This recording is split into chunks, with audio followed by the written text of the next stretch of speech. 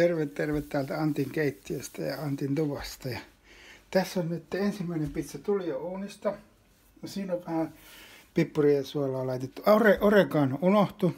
Ja nyt tässä on kaikki kanat ja tässä on se mitta. Eli laitetaan sinne 4 desiä vettä. Kaadetaan sinne pohjalle kaadetaan 4 desiä vettä. Silleen, että se tulee vähän niin kuin pinnalle tulee se vesi. Ja laitetaan sinne 4 desiä vettä ja katsotaan. Noin. Ja sitten annetaan niiden olla uunissa, eli laitetaan kansi päälle.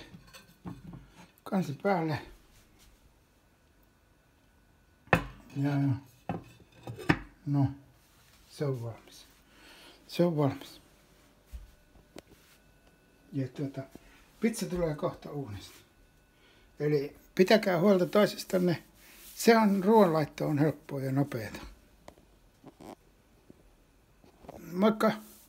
Jumalan siunausta ja rauhaa. Moi moi!